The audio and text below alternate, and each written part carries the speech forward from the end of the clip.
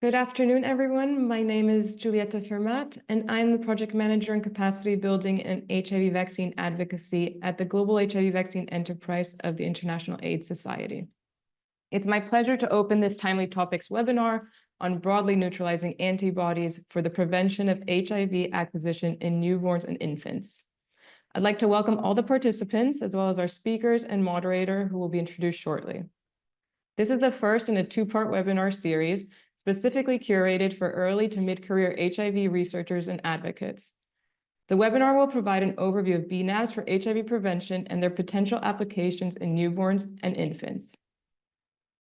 The aim is to provide an overview of the epidemiology of HIV in newborns and infants in Central, Eastern, Southern, and Western Africa, as well as offer insights into the current monoclonal antibodies R&D for the prevention of HIV, particularly in clinical research, as well as discuss the scientific challenges of conducting clinical research with infants in Central, Eastern, Southern, and Western Africa, and lastly, to explore the acceptability and potential policy implications of the approach.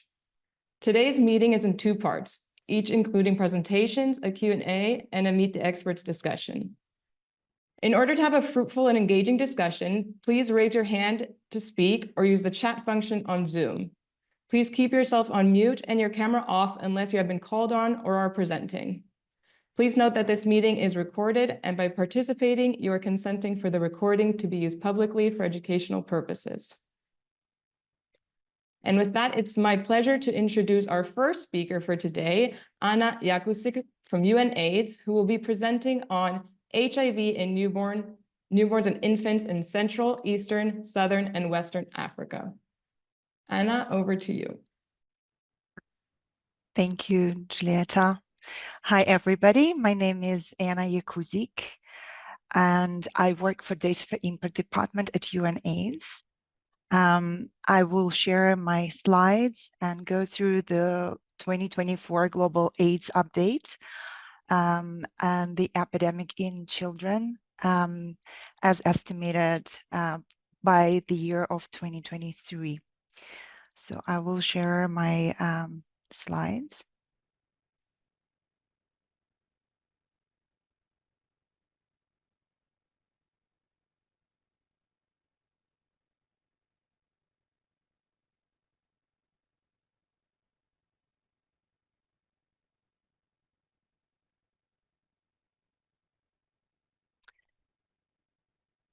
I hope you can see my screen well.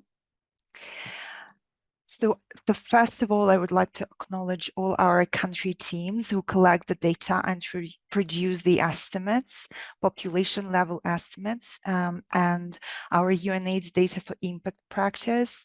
UNAIDS is leading the estimates at the global level on HIV and AIDS across population groups and ages.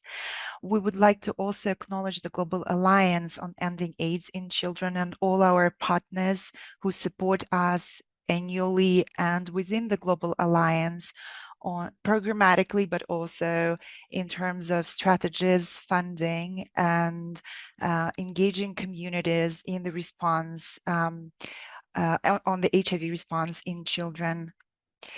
This year, we've published the 2024 Global AIDS Update in the publication called The Urgency of Now, AIDS at the Crossroads. We launched the Global AIDS Update 2024 at the International AIDS Society conference in Munich on July 22nd. It features the new data that we publish annually around the time of the conference on the AIDS response. The report shows the latest estimates, and it also demonstrates that ending AIDS as public health threat is possible as established by the targets by 2030, but this success is being threatened by the efforts to reduce funding and restrict human rights. So basically addressing different barriers and making sure that programs work despite human rights aspects of the response is something that we are highlighting within the publication, including the data, but also all of this enablers and programmatic challenges. You can find the Global AIDS Update at our website at unaids.org. It also has a dedicated chapter on children, which highlights the data globally, but also for Sub-Saharan Africa, Eastern and Southern Africa, and Western and Central Africa. We've also launched the second report this year. It is called Transforming Vision into Reality. It is the Global Alliance report on ending AIDS in children by 2030. This report is the first pediatric report since 2021, or since the launch of the Global Alliance. And it presents analysis of the countries most affected by HIV globally. We also show in this report that ending AIDS in children is possible, but also the progress is too slow and not inclusive enough. So there's a lot to do around ending AIDS in children by 2030. The launch of the report, as I've mentioned, was also during the conference in Munich. We had a wonderful engagement of policymakers, communities, and countries most affected by HIV. We had the Second Lady of South Africa, our Deputy Executive Director, who was launching the report, and also Dr. John Kengasan, who is the PEPFAR ambassador. I will present some findings from both of those reports, the Global AIDS Update and the pediatric report right now, but I also invite you to go and check online for more details for the information you may want to find specifically for some Sub-Saharan African countries globally or by region. So let me start by saying that there was an important progress made towards ending AIDS in children globally. Since 2000, vertical transmission programs have averted an estimated 4 million new infections among children in 0 to 14 years age band. In 2023, an estimated 1.4 million children and 1 million older adolescents, 15 to 19 years old, were living with HIV. You can see on this graph the population of children living with HIV and older adolescents in blue by 5-year age group. You can notice that the number of children living with HIV is on decline, and it is explained by the fact that the new infections are also on decline. The number of AIDS-related deaths is also on decline, but not as much as we would like it to be, as well as some children from 0 to 14 years age band age out in the older population, 15 to 19 years old, and the population of older adolescents remains mostly the same. Here on this slide, you can see the number of new infections in children 0 to 14 years age band. The number of children who acquired HIV in 2023 was the fewest since the late 1980s. It was 120,000 new infections in 2023. On the graph, you can see the distribution of new infections by region and over time. In 2023, most new infections are concentrated in Eastern and Southern Africa, 43%, and Western and Central Africa, 41%. So together, those two regions in Sub-Saharan Africa account for 84% of global new infections in children. The greatest declines, as you can also see from this graph, in new infections are in Eastern and Southern Africa, and less so in Western and Central African region. So one of the reasons that we've achieved such a tremendous success in vertical transmission is because of prevention of mother-to-child transmission programs that's been established in and across Western and Central African countries and Eastern and Southern African countries. However, in the last 10 years, reaching women with prevention of vertical transmission services has not changed and has stalled. And we can see that the rates of treatment coverage in pregnant and breastfeeding women remains at 80%, or around 80%, 84% in 2023. And reaching the universal treatment coverage among pregnant and breastfeeding women remains a challenge for different reasons that we are describing also in our reports, but mostly those reasons are related to the fact that women and pregnant women, as well as breastfeeding women postnatally, are not virally suppressed. They don't achieve viral suppression to the levels of enabling less probability of transmitting to their infants, but also because they drop out of treatment for different reasons. The retention rates are low, and some women also get infected during pregnancy or postnatally during breastfeeding, and also those are the underlying causes of vertical transmissions. And I will show you also the graphs on causes of those vertical transmissions. So on this specific graph, you can see that in red line that the new infections in children are on decline globally, but stalling in the last 10 years. Similar graph by region. So we are looking here at Eastern and Southern Africa on the left side, and Western and Central Africa on the right side. Similarly, the number of children acquiring HIV is on decline, less so in Western and Central Africa countries. And this is also due to the fact that the outcomes of PMTCT programs, the coverage rates are much lower at 54% in Western and Central African countries in 2023. So those are the causes of vertical HIV transmission. The stack bar analysis that we've introduced in 2019. The stack bar analysis shows the key factors that are contributing to new HIV infections among children. And those include challenges, as I've been mentioning before, relating to maternal access to treatment. So not all women have access to antiretroviral therapy across sub-Saharan African countries. HIV transmission during pregnancy and breastfeeding we observe in globally, but also in Eastern and Southern African countries and Western Central African countries. So you can see that 33,000 new infections in children occurred due to the fact that mothers did not receive antiretroviral therapy during pregnancy and breastfeeding in Western and Central African countries.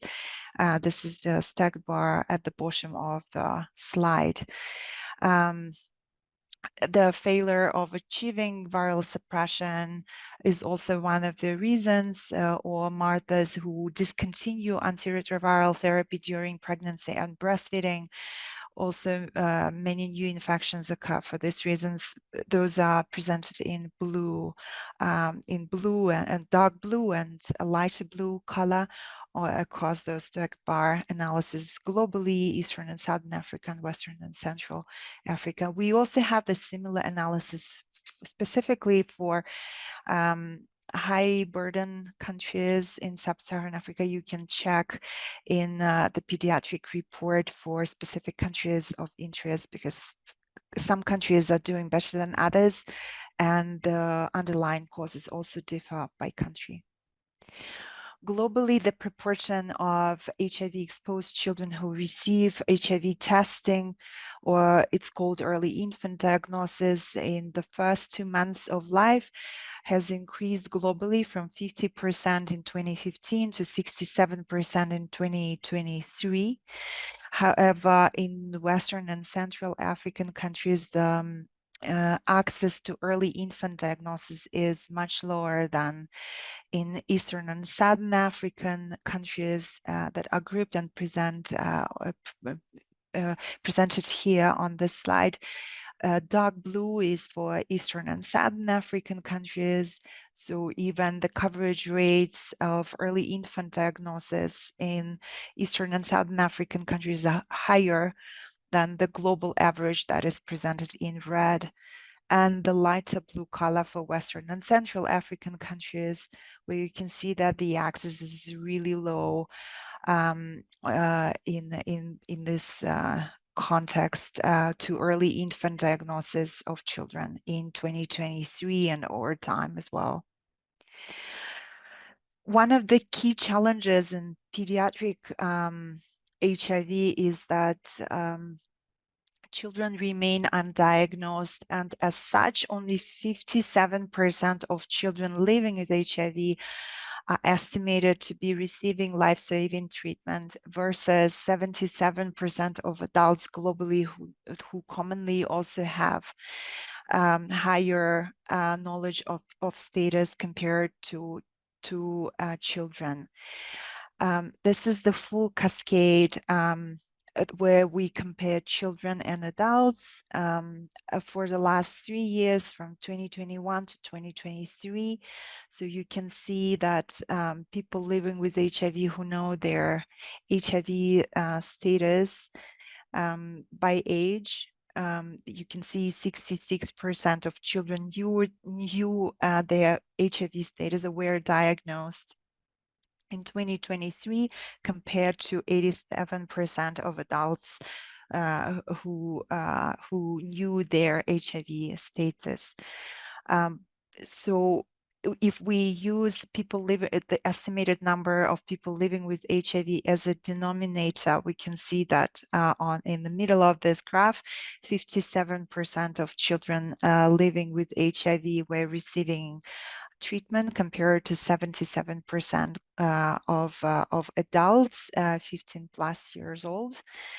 And viral suppression was also much lower in children than in adults, 48% in children compared to 73% in adults in 2023. If we just need to note here is that we also look at the cascades changing denominator from diagnosed and then so meaning that we look at the percentage of children and adults receiving treatment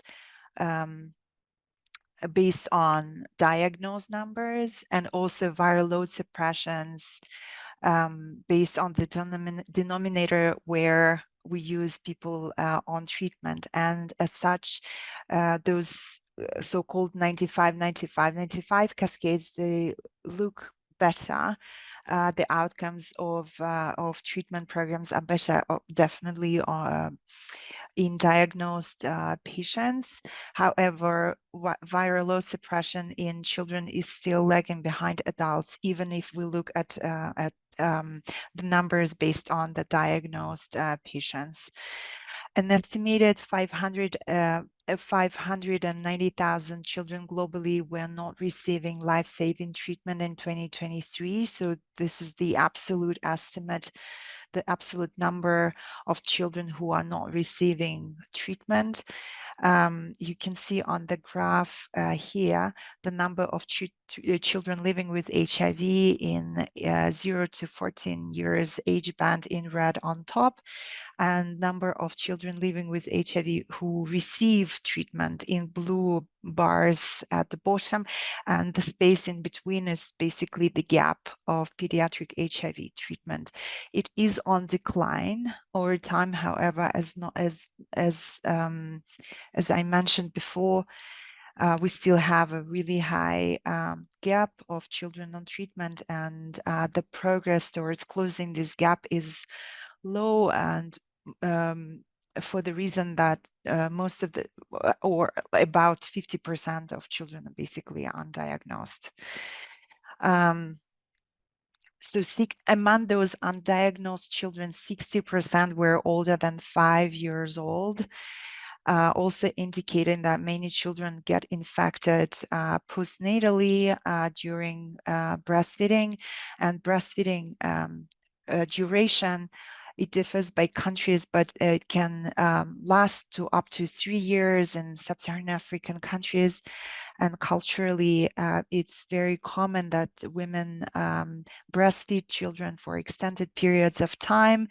And we can see from the estimates as well as from the population level surveys that the transmission rates postnatally are quite high. And as such, children remain undiagnosed and they grow up undiagnosed. And this is the main challenge for the public health programs of finding children who were infected at a later stage after delivery and during breastfeeding.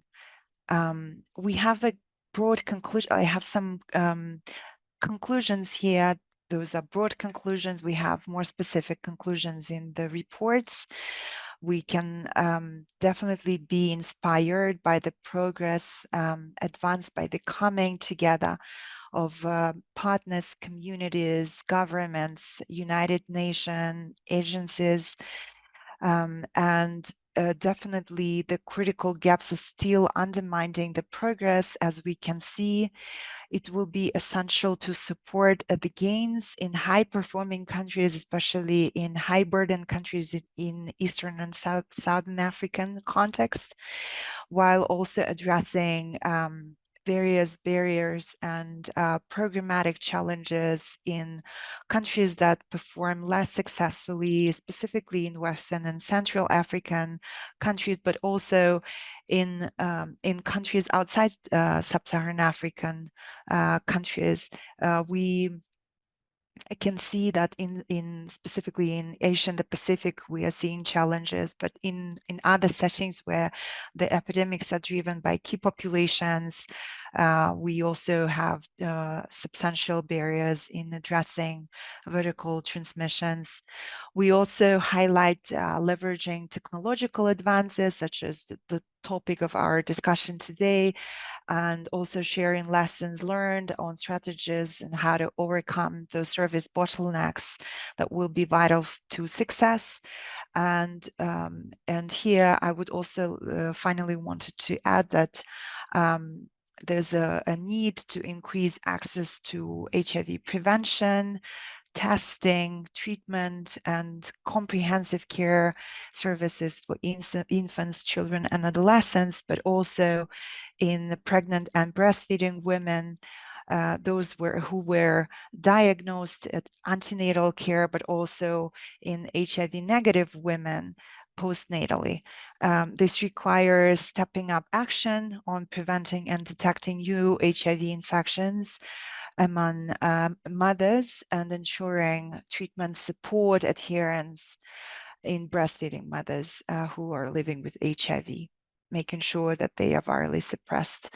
So it all requires tackling gender-based violence that we also describe. It is called Pillar 4 of the Global Alliance, that speaks to gender-based disparities in the human rights context, also in sub-Saharan Africa.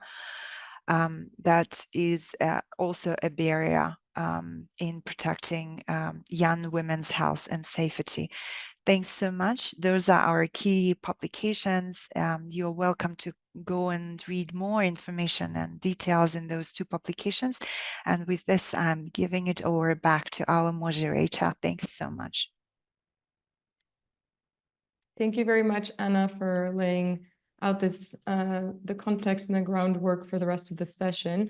I now would like to open the floor to the participants to ask your questions. As you've noticed, we've set this up as a Zoom meeting rather than a webinar to make it more interactive. So feel free to raise your hand or unmute yourself directly and ask your questions to Anna.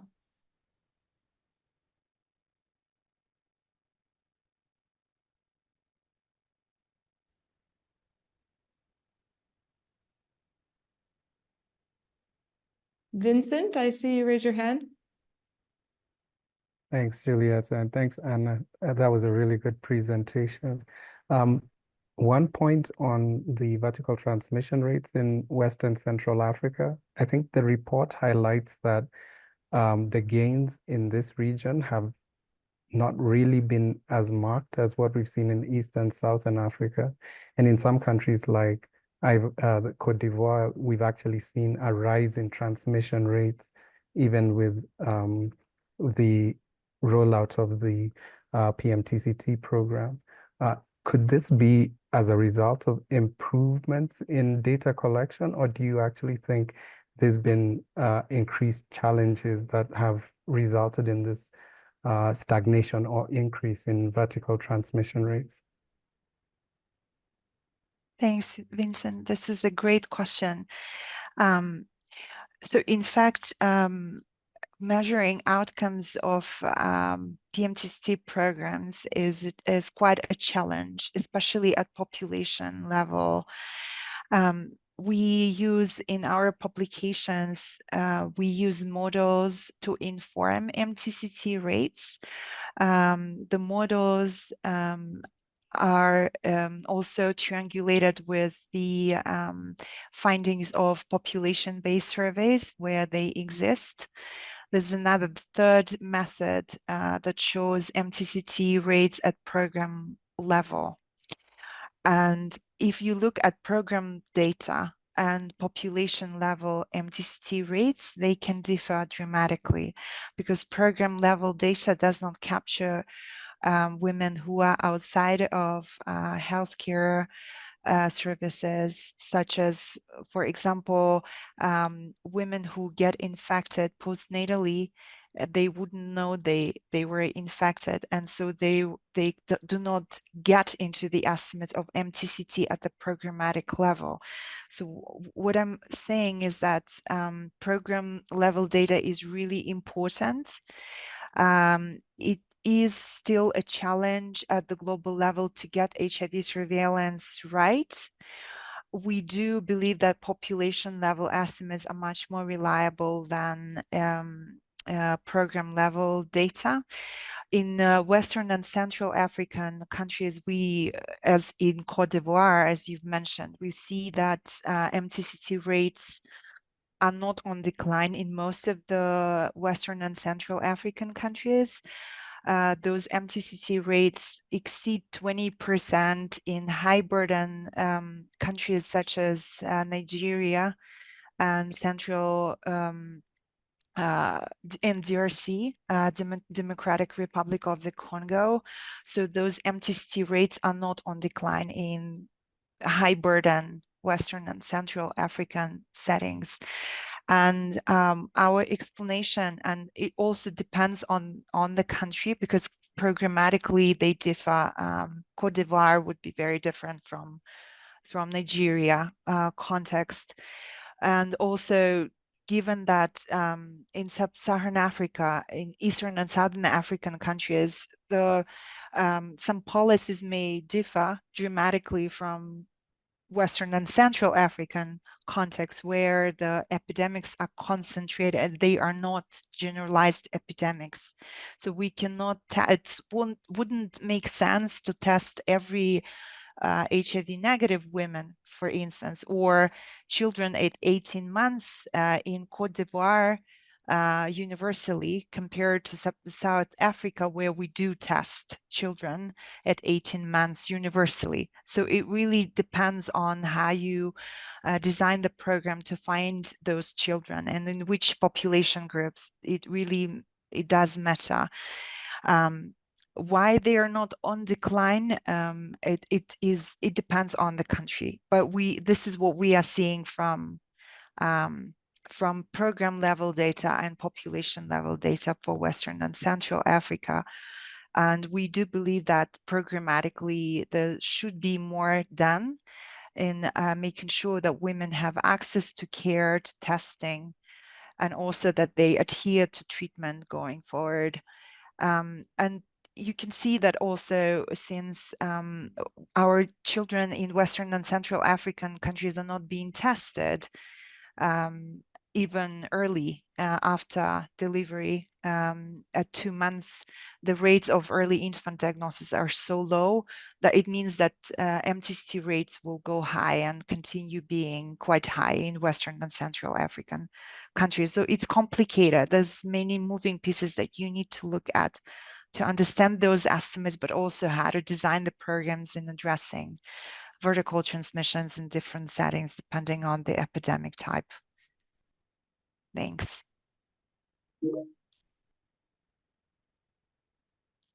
Thank you very much, Anna. I see there's a question in the chat from Wilbert. It says in adults, HIV treatment, especially with PIs, is associated with dyslipidemia and increased risk to cardiovascular diseases. Does the report highlight anything on risk to CVD later in life for children? We're going to wrap up in 2 minutes. So, Anna, if you want to answer the question briefly, and then you can continue in the chat if needed. We do look at co-infections and also all of those impact mortality rates in children. And unfortunately, mortality rates are much higher in children than in adults. And we don't specifically look at within the reports and in specific causes of mortality, but we do, as a part of the reference group work, we are trying to understand a little bit more on the outcomes and impacts of co-infections and also mortality rates depending on the treatment outcomes in children. Back to you, Giulietta. Thanks. Thank you very much, Anna, and thank you for your time, and thank you to the participants for your questions. We will now move forward to our second presentation of the session on bNAbs for HIV prevention from Penny Moore from the University of Witwatersrand. Penny, over to you. Thanks, Juliet. Can you confirm you can see my slides? Okay. Yes, we can see them. Great. Okay. Hi, everyone. It's nice to see so many familiar faces on the list of people who are joining. My task for today is to kind of do broadly neutralizing antibodies 101 to get everybody onto the same page with an introduction to broadly neutralizing antibodies in general as a kind of setting of the scene for the more specific talks that will follow mine. And I thought I'd start, as I'm sure everybody will end up doing, by contextualizing the talks that you're going to hear today. And HIV, as I don't need to remind any of you, continues to be a major health problem, and the number of people living with HIV at all levels continues to rise despite various interventions. And while ARTs have been, as you've already heard, very effective in suppressing viral load to undetectable levels, but there remains a huge burden of daily lifelong adherence to ARTs and long-term toxicity that's also continues to be a burden for people who are taking these drugs, the risk of drug-resistant strains and various other challenges in long-term ART treatment.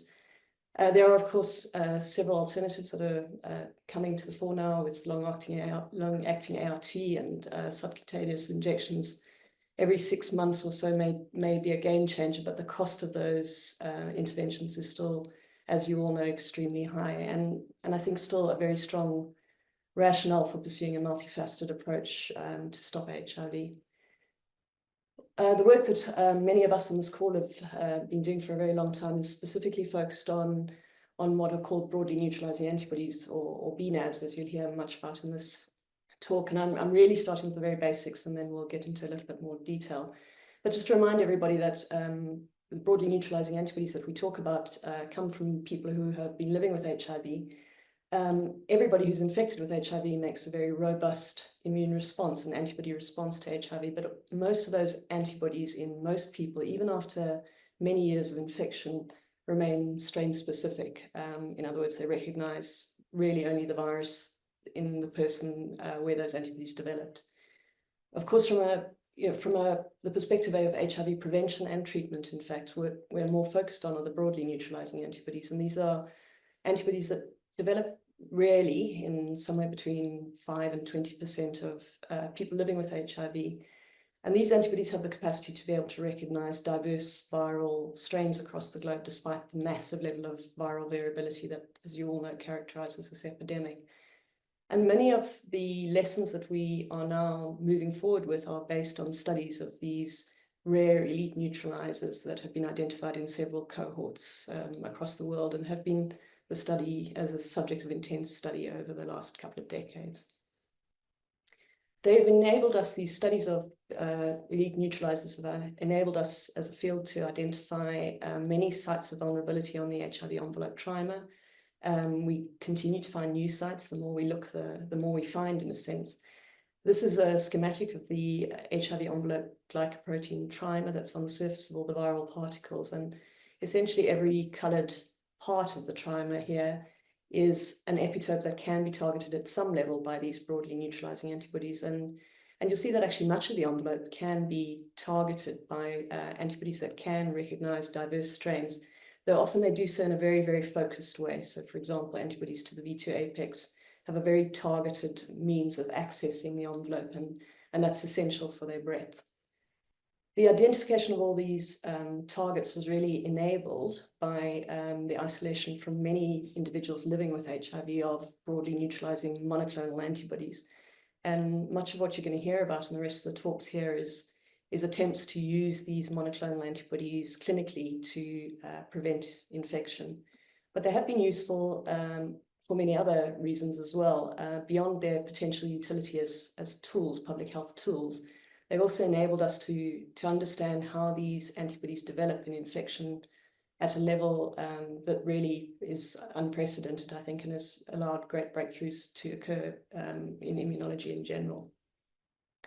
As I said, many of us have studied these elite neutralizers in detail over the years and used a whole series of techniques such as single antigen-specific B-cell sorting to isolate the monoclonal antibodies, and then going back in time to actually understand exactly how the arms race between viral evolution and people's immune system has resulted in the development of broadly neutralizing antibodies in these elite neutralizers. And we have a pretty good sense of how that happens. Lots of gaps still, but a pretty good sense of how that happens. And that really is the roadmap for HIV vaccine designs. Many of the current vaccine strategies leverage all that information that came from studies of elite neutralizers to understand what the precursors looked like, what the process of maturation looked like, and that's the basis of many of the active vaccine approaches. But of course, the focus of this webinar is more on this concept, which is in the absence of an effective HIV vaccine, can we use these monoclonal antibodies that are so potent and broad to prevent infection in other ways? And there's a strong case to be made for using these monoclonal antibodies to prevent HIV infection. Much of it comes from work initially done in non-human primate models where people tested the ability of antibodies to be able to protect non-human primates from infection. And that was useful in defining what antibodies worked and how much antibody would be needed to protect. So for example, here you would have a series of animals that were infected because there was no antibody present. Whereas in this graph down on the right-hand side, you can see no infection in those animals which received an infusion of bNAbs. And of course, that kind of data was the basis of the first large efficacy trial to use an antibody to prevent HIV infection, the so-called AMP, or antibody-mediated protection studies, which were huge studies testing the ability of passively infused VRC01 to prevent infection both in the Americas and in sub-Saharan Africa. And actually, looking at the list of people on this call, many of you were involved in that work. What we learned from the AMP trials, which overall were not considered a success by the predefined criteria, but what we learned was that broadly neutralizing antibodies could prevent infection by HIV, but only against viruses that were exquisitely sensitive to those antibodies. VRC01, we essentially, as a field, overestimated the potential of VRC01 to prevent infection. And it turned out that many of the viruses that were circulating were simply not as sensitive as we'd hoped. And so for that reason, only the most sensitive viruses were blocked in that trial. And that provided a really essential piece of information for the field. So what we've learned from the AMP studies is that broadly neutralizing antibodies can certainly prevent HIV acquisition, but you need really potent antibodies and probably combinations of antibodies to increase efficacy so that you have an overall IC80, which is a measure of potency of less than 1 microgram per mil. This also means that protection will require fairly high levels of serum antibodies. So the bar is perhaps higher than we had hoped. On the plus side, the other thing that we know is that the assays that we use in the laboratories are an accurate measure that we can use to predict correlates of infection risk. So that's the basis of many continuing trials now, and these are just a couple of trials that I happen to be involved in, but there are many, many trials that you're going to hear about, both in adults on the left-hand side and in infants on the right-hand side, testing various combinations of broadly neutralizing antibodies, both for prevention and for treatment or cure. And others are going to speak more about this in the following talks. But I just wanted to reflect, we learned from AMP that the broadly neutralizing antibodies that we have need to be very potent and need to be very broad. And there are many ways in which we can take the antibodies that we have isolated from people, elite neutralize and make them better. Many of the things that we do to engineer these antibodies are designed to increase their potency, which, as I mentioned, is really a key factor that came out of the AMP trials. But of course, the other thing that plays into our ability to utilize these kinds of antibodies is their longevity after they've been infused. And so there's a lot of work also being done to increase the half-lives of these antibodies so that infusions could be given less often and antibodies would last in circulation and protect people for much longer. And just a couple of examples shown here. We have, as a field now, many more antibodies than VRC01, and many of these are very much more potent and broad than VRC01, which would not move forward as a product per se, but provided the kind of in-principle information we needed for the field to move forward. And I'm just showing you here some unpublished information looking at comparing VRC01, which sits, as you can see, well above this kind of threshold of 0.3 micrograms per mil. But many of the other antibodies that are available to the field come right down below that line. And so we have the tools to be able to use these even more potent antibodies for passive immunization. The one thing that I think, and I did mention this earlier in the talk, that we will need to consider as a field is the fact that these broadly neutralizing antibodies have very, very distinct epitope profiles, as I showed you on one of the very first slides. And so, for example, you may have an antibody that targets the CD4 binding site that hits sort of 70% of antibodies. But for example, V2 and V3 directed antibodies shown here in the second two columns have almost opposite patterns of coverage of viruses. And I think we need to move to a stage where we're thinking much more about active coverage rather than just counting how many viruses would be covered by a combination of 3 antibodies. We need to move to a model where each virus potentially is being recognized by at least 2 or 3 monoclonal antibodies. So moving away from what we call a one active model where each envelope is hit by only 1 antibody, more to this kind of model where each envelope is hit by all 3 antibodies in a cocktail. Both for prevention and treatment, I think this will prove to be increasingly important, especially as we learn more about the viral transmission bottleneck. So I do think we're in a good place as a field. Passive immunization with combination bNAbs really offers a promising approach for HIV prevention, and antibody engineering has generated antibodies with much better half-lives and higher potency and breadth than we had before, which opens up the possibility of administration schedules that are much less frequent. I think there's no doubt that these antibodies in many populations would complement existing strategies, and certainly the development of all of these long-acting methods coming together into the toolbox would be critical for the control of the HIV pandemic. And there, just to stop and thank my team, and happy to take questions. Thank you.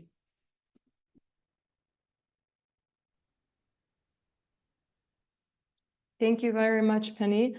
That was a fantastic presentation. I'm now going to pass the mic over to Roger Tatou, who will moderate the next session, which is the Meet the Experts discussion.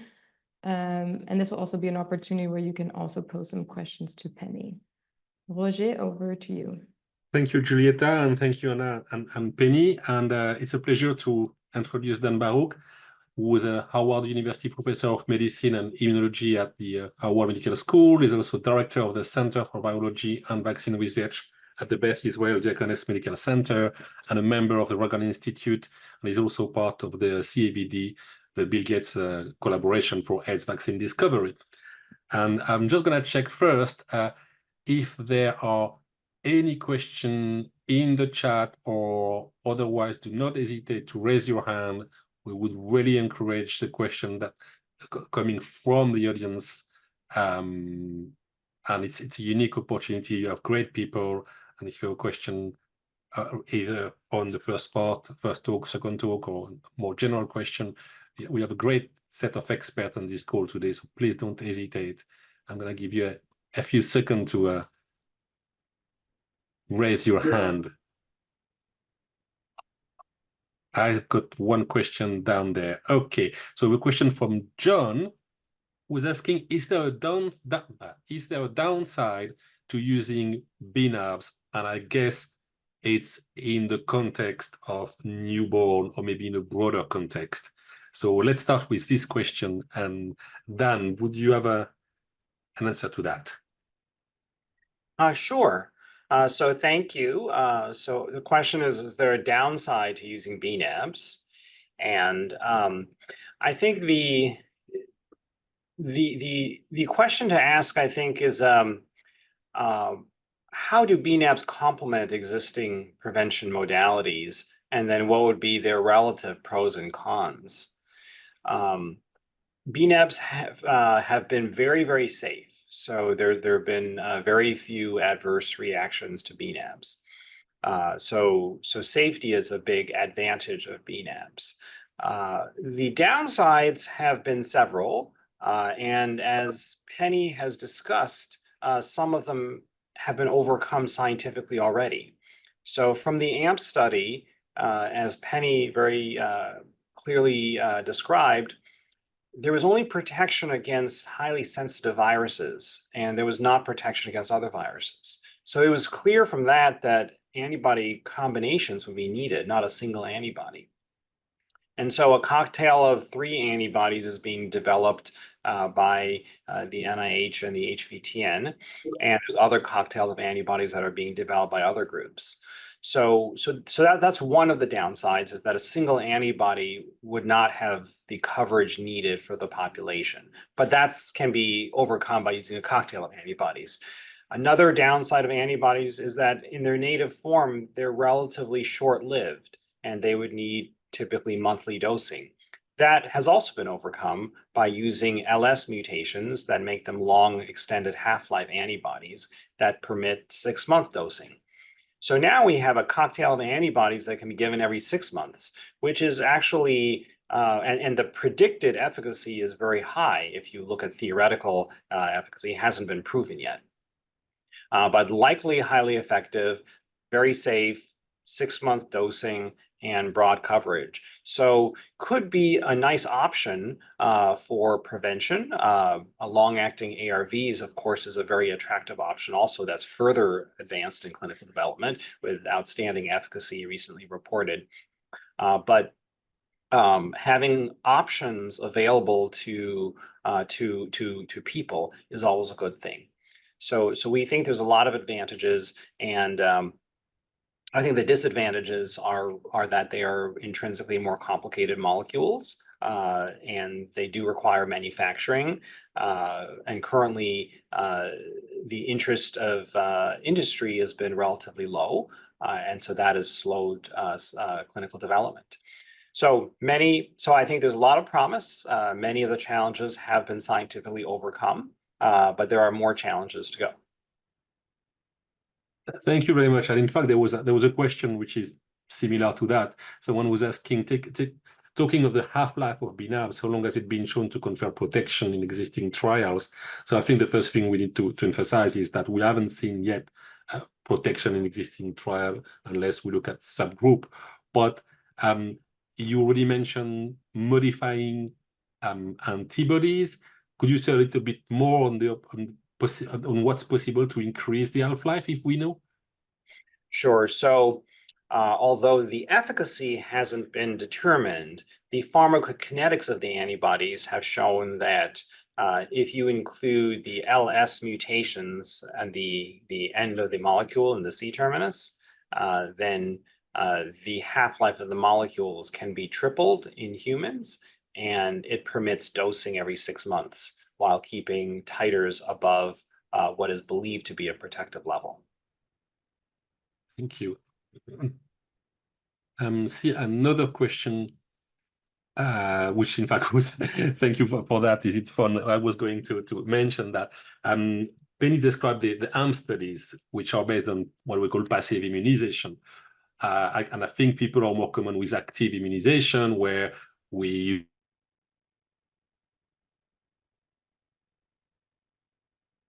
an immunogen, an antigen to trigger confuse between passive and active immunization. Can you talk a little bit more about the active way of generating these broadly neutralizing antibody? Is it a completely different field? Is it the same challenge? Keeping in mind, this is an introductory workshop, because I know it's a very complex issue. Well, I can give a first stab at it. I'd love to turn it over to Penny for her thoughts as well. Certainly, active vaccination is a field that we've all been working in for many years. And currently, despite many basic research advances, currently there is no way to induce broadly neutralizing antibodies by active vaccination, certainly not in humans. So it remains a theoretical goal of the field that is not yet ready for large-scale clinical efficacy testing. So while active immunization might eventually be a solution, it's not a tangible solution that we can design a product today and say that we think it's going to work. Whereas for bNAbs, we can design a product today that we think is probably going to show high efficacy in clinical trials. And I think most of my colleagues would probably agree with that. There is other experimental strategies using either nucleic acids or gene vectors like AAV to try to express monoclonal antibodies constitutively. That's in a very early stage of research, but it's another thing to keep an eye on for maybe the future. Thank you very much. Penny, would you like to add on the active versus passive immunization? Yeah, I mean, I agree with Dan. I think we've seen really key advances in the last few years, but we're still very far away from having antibodies, particularly in humans, but actually in any model that show substantial breadth. And I think it is worth remembering that even in people who are living with HIV, we typically only see these antibodies after 3 years of chronic infection, uncontrolled viral infection. So those people who've developed these kinds of antibodies in the context of infection have really had massive antigenic exposure. It's a very different immunological scenario to the context of vaccination, where people get, even 3 or 4 or 5 doses, but very small, relatively small doses of antigen. So, it's a tall ask to be able to mimic, even by sequential immunization, the level of antibody maturation that had to happen in people who develop broadly neutralizing antibodies.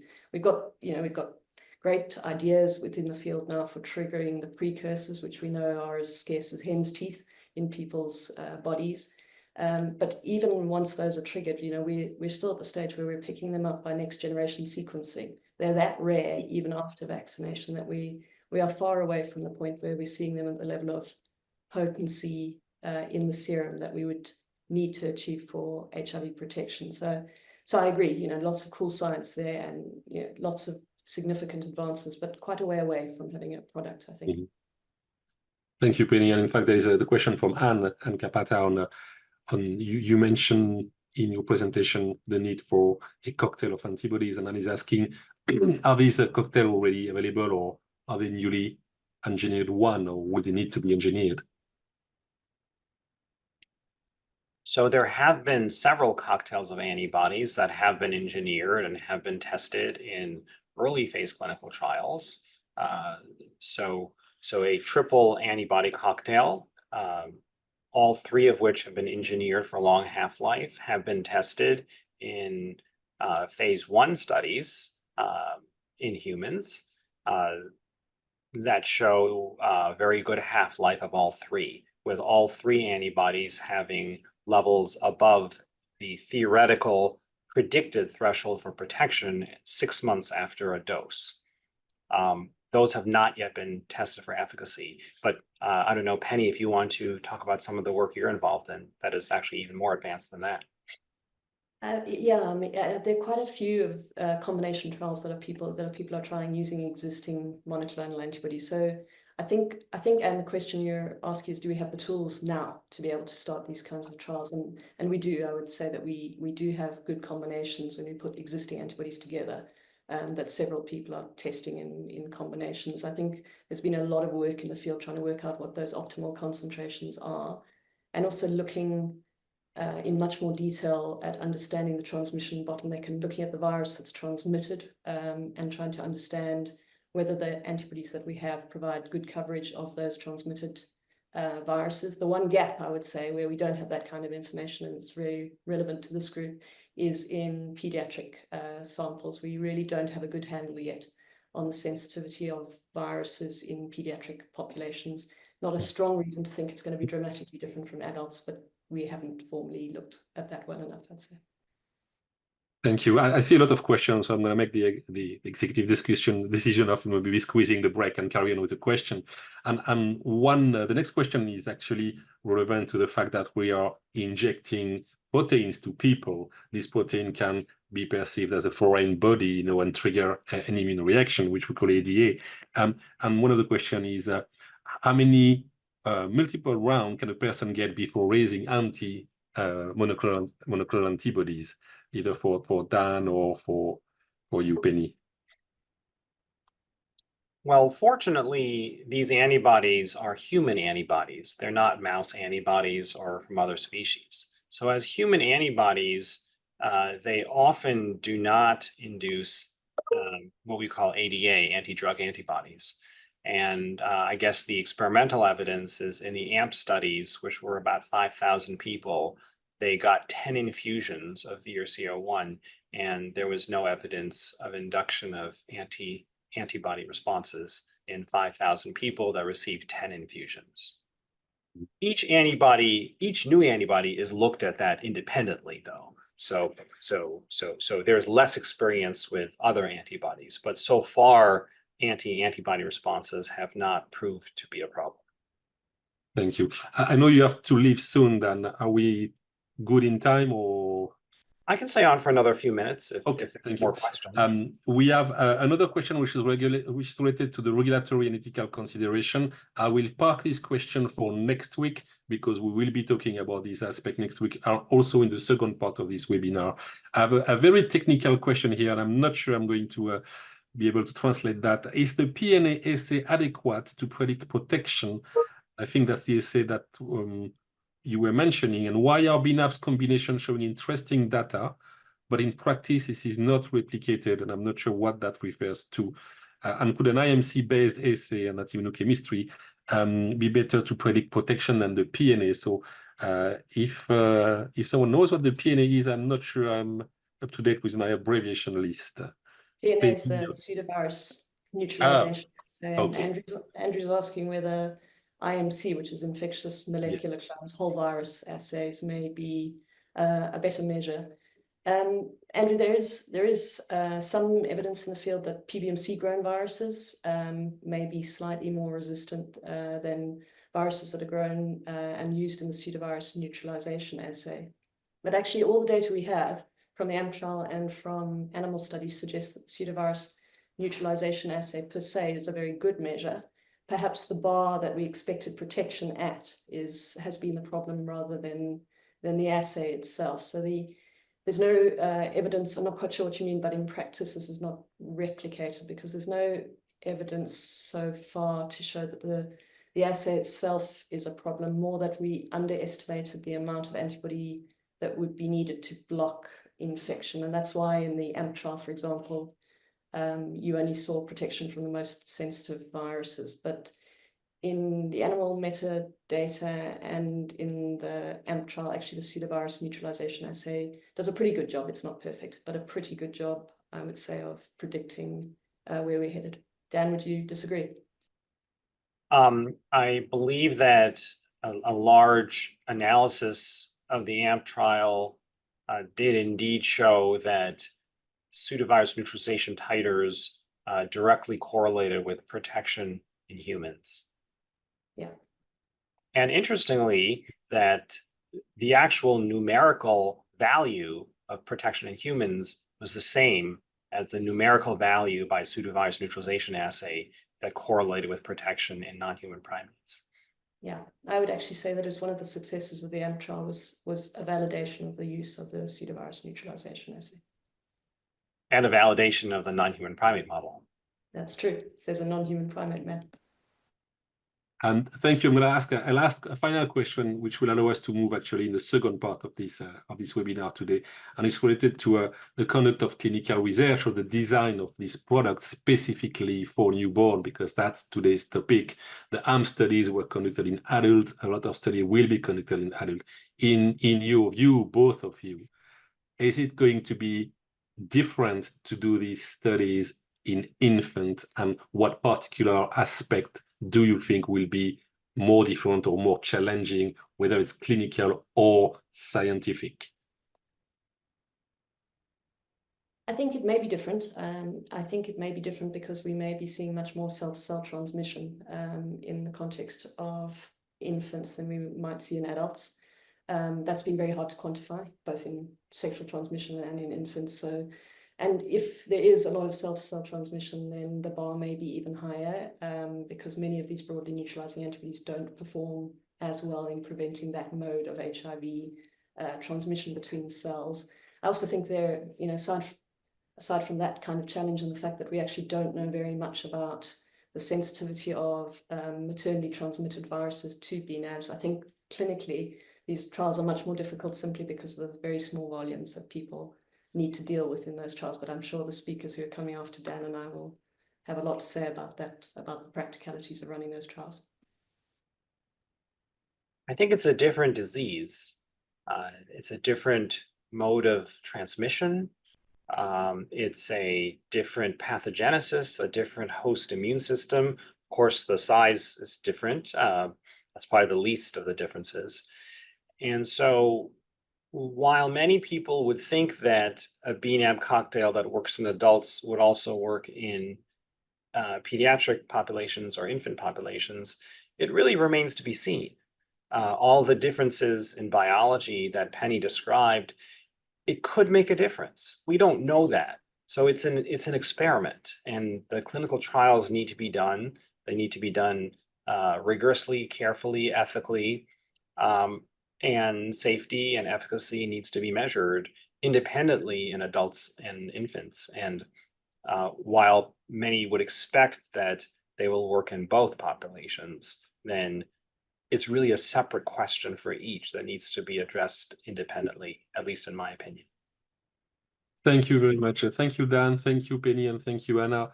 I'm handing over back to Giulietta for part 2. Please stay with us if you can, and join us also next week if you're interested for part 2, which will be more about regulatory implementation and policy. Thank you, Roger, and of course, thank you, Dan and Penny, for your time and expertise. I'd like to introduce our next speaker, Colleen Cunningham from UC Irvine and Children's Health of Orange County, who will be presenting on snapshot of bNAbs clinical research in newborns and infants. Colleen, over to you. Thank you.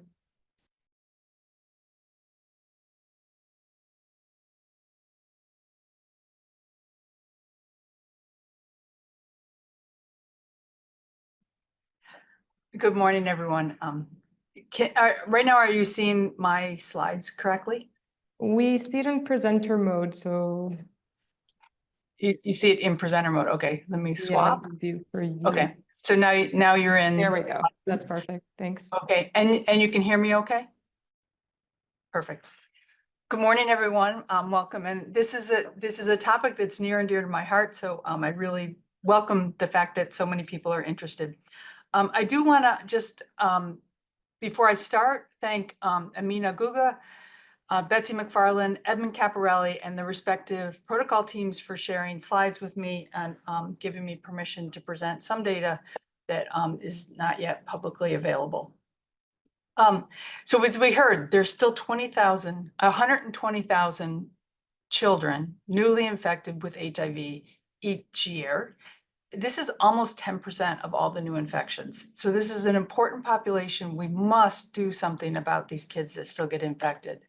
When is it happening? It can happen before birth, so in utero. It can happen at the time of delivery, but importantly, it can happen through breastfeeding. And in many cases, it's breastfeeding by moms who don't know that they're HIV infected. Why does this still happen? Infection might be acquired late in pregnancy, during the time of breastfeeding. There are some moms with resistant virus. There are some cases where there's inconsistent delivery or inconsistent adherence to either maternal or infant treatment. And again, importantly, if mom becomes infected after delivery, she's often breastfeeding for a substantial period of time before she learns that she's HIV infected. And during that time, infection can be transmitted to the baby. So why would we want to use bNAbs in infants? Well, infants, they have a limited period of time of exposure. It's, from birth during the time that they're breastfeeding. It's not like adults that might have a lifetime risk of exposure. This is a finite period of time. And infants require a relatively small volume. One difference between adult and infant studies that the previous speakers didn't mention is the volume that adults need to get generally requires an intravenous infusion, whereas because the babies are much smaller, to deliver the same milligram per kilogram dose, you can give it subcutaneously or perhaps intramuscularly, which is much easier to do on a wide scale than give everybody IV infusions. Most areas of the world have an infrastructure to deliver infant immunizations, so it is feasible to deliver to babies over the first couple of years of life. So far, they've been generally safe.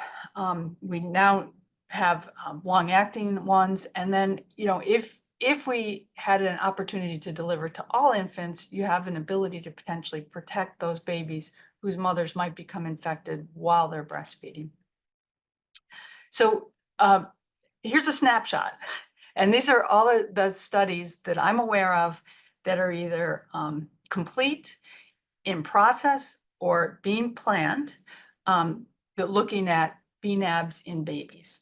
And the ones that are kind of that turquoise color are studies that look for prevention. The ones in purple are the ones that are looking at bNAbs for treatment.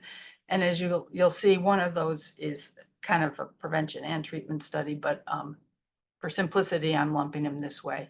And several of these studies, P1112 is the one that we have the most data on, and that study is complete. But I'll go through several of these studies in more detail. So as you've learned, bNAbs have been engineered to enhance potency, and we continue to engineer them, and people continue to come up with better and better antibodies. And then the LS mutation, as you've heard, delays clearance, so it increases the half-life. And I just want to show you these, each dot represents a bNAb, and this is plotted with potency. That is how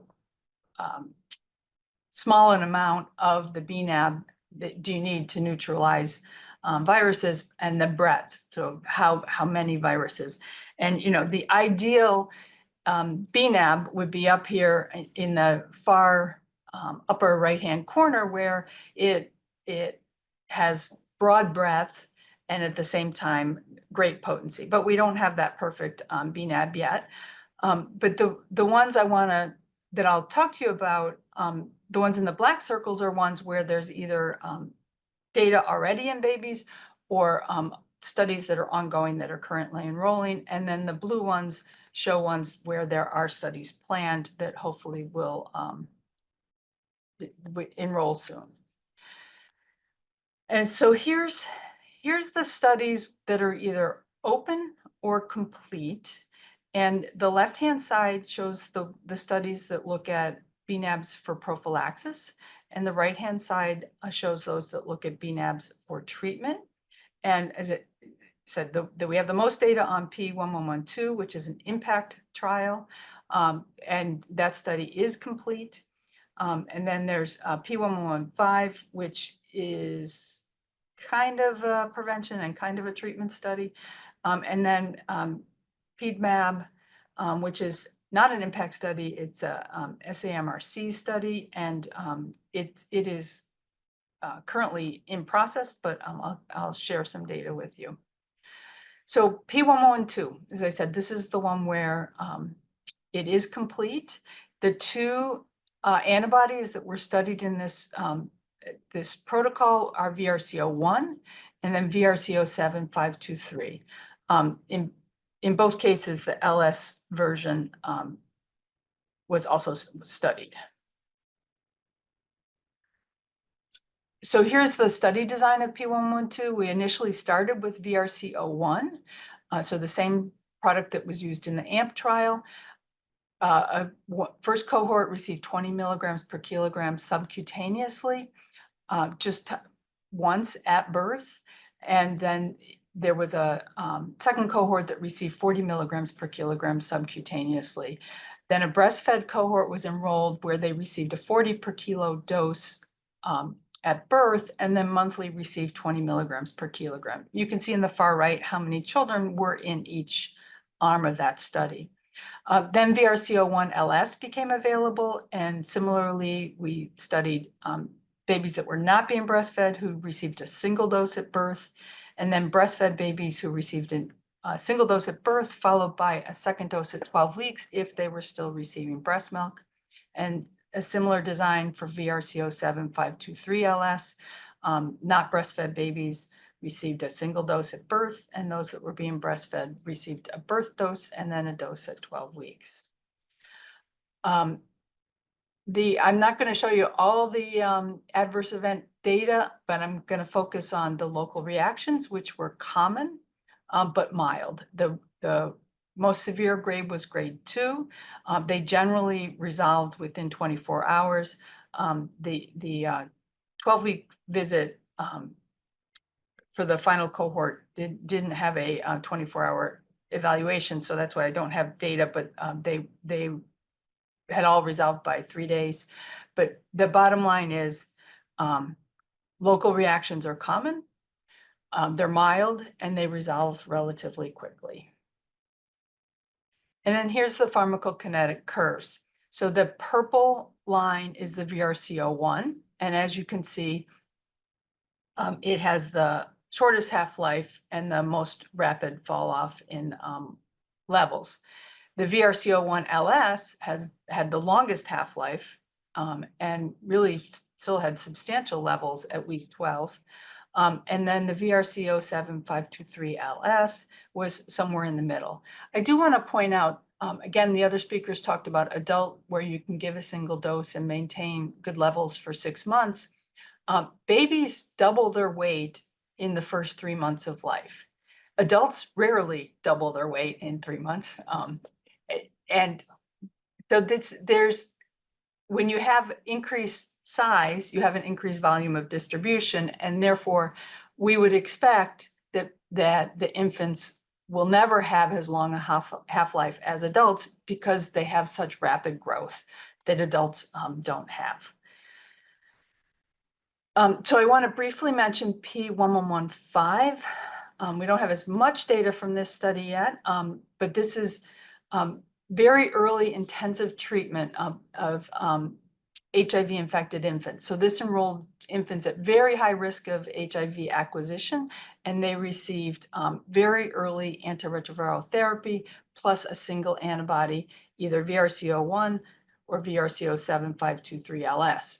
This was sponsored by DAIDS and was run by Impact. And again, the same 2 antibodies, as you can see on the graphic, were studied. Step 1 is was the high-risk infants. So you're born to an HIV-infected mother and you're at very high risk for transmission. And 222 infants were enrolled that received 40 milligrams per kilogram dose at birth subcutaneously. And then the 16 children in that cohort who were identified as being HIV infected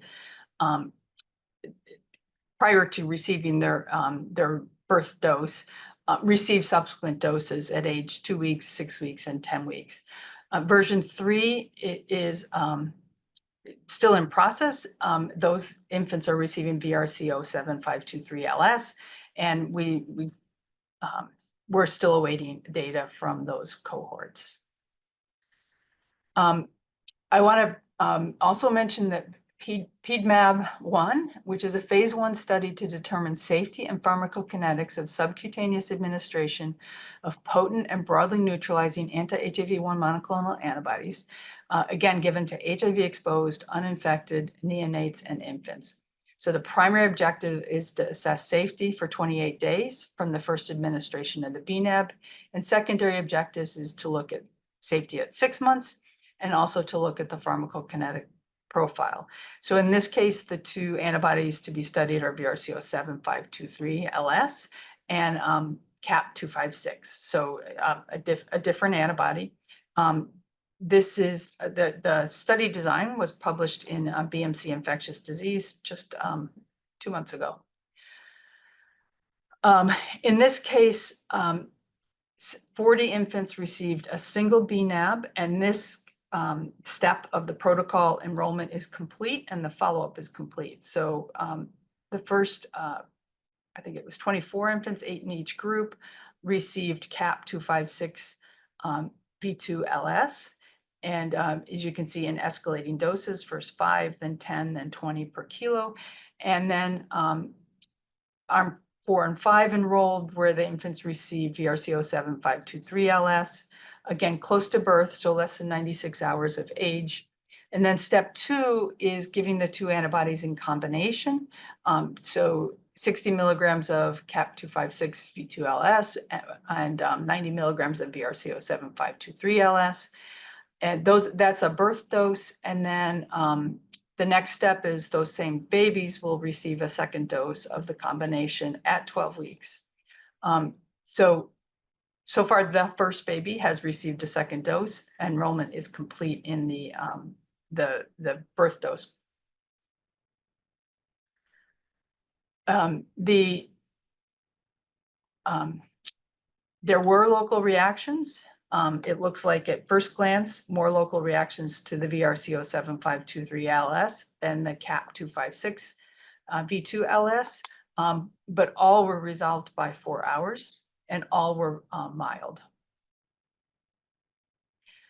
A lot of adverse events were reported. None were considered related to the study products. There were 4 expected events that were a little more unusual, but again, were not thought to be related to the study products. And many of these were just things that normally occur in babies. So summary from bNAb so far is that CAP256 V2LS and VRC07523LS administered subcutaneously are safe. Local reactions were rare, usually mild and rapid resolution. Adverse events were common childhood illnesses and usually not related to the study product. Related adverse events within 28 days were possibly observed in those 3 infants that I showed you more detailed data on. Cmax levels were lower than adults. And as I mentioned, babies' growth is always going to dilute the product somewhat. And then PK simulations suggest that potential protective target concentrations for the 2 different products for the CAP256 V2LS is reached and maintained for about 12 to 15 weeks post-administration, and for VRC07523LS, covered for 10 to 12 weeks post-administration. No children became HIV infected during the study, and I do want to mention, I forgot to mention with P1112, no infants became HIV infected in that trial either.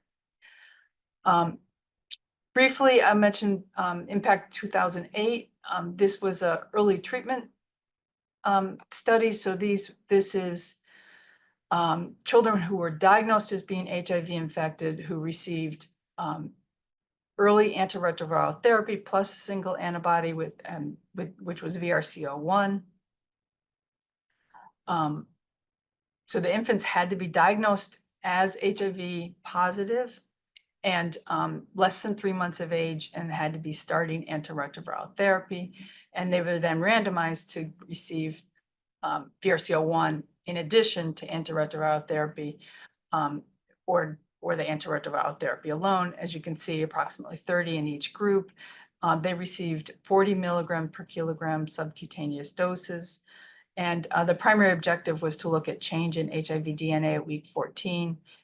In general, there was no difference overall, but in a post hoc analysis, VRC01 concentrations did correlate with change in the HIV DNA.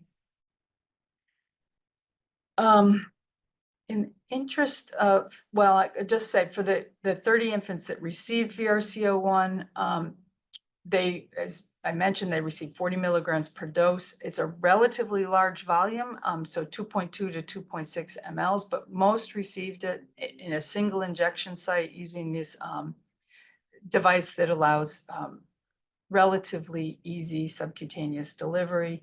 90% had local reactions, but all were less than or equal to grade 2, and mostly edema, some induration. These are future trials that are planned. I just want to mention Impact 2037, which will study PGT-121-414-LS in first alone, then in combination with VRC07-523-LS. That study, actually, version 1.0 came out, but we had to make some changes in the protocol. So we are hoping version 2.0 will come out shortly. It will open under version 2.0, but we do anticipate this study opening in the next month or two. And then there's one plan that's further out that will look at three different products, first alone, then in combination, and then 2 future treatment studies are also planned. So in summary, in general, infants have tolerated these bNAbs very well, with the most common adverse event being local reactions. All are mild to moderate and all resolve relatively quickly. The PK parallels the adult PK, except that infant growth impacts levels. So overall half-life is shorter compared to adult pharmacokinetics. And obviously the combination studies are going to be very important going forward. And I just want to thank the P1112 protocol team, the other impact protocol teams, the parents and the infants who participated, the many sites, the bNAb consortium, and thank you very much. I will stop sharing. Thank you very much, Colleen. I'll now open the floor we have about 5 minutes for questions for Colleen, so please feel free to raise your hand or pose them directly into the chat. And this is a great opportunity to speak directly with Colleen on what she has just shared. So please feel free to speak up. While we wait for the first question from the audience, I'm going to go back to one of the previous questions, which was, I'm going to slightly change it, which was about what are the key regulatory and ethical consideration for conducting these studies. Colleen, we're talking about infant, newborn. How is that perceived by the regulator? Well, so I am not a regulatory body, so I think the safety in adults has to be established before a baby efficacy trial, and actually even a baby phase 1 trial. We've always had to wait till there's at least some safety data in adult studies. But in the general consensus is there is not a need to wait for efficacy trials in adults to proceed with the baby studies, because there's a potential that this will be a more realistic product in babies, in part because of all those things I mentioned, where it's a small volume, it's a focused period of time, and it may be easier to deliver. Like it's a single subcutaneous or IM injection, whereas it's not setting up an IV infusion, which might be very impractical for adults to do on a very large scale. So, I think there's not an easy answer to what are the regulatory hurdles, but at the very least, there has to be adult safety data before we can proceed. Thank you. We can talk more about that with at the end of the next call. The next talk. I have two questions in the chat. One from Anne: for the infants that acquired HIV, did you look at the viral loads of their mother?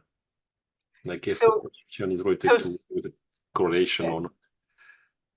So far for the bNAb study and the P1112 study, so the infants that are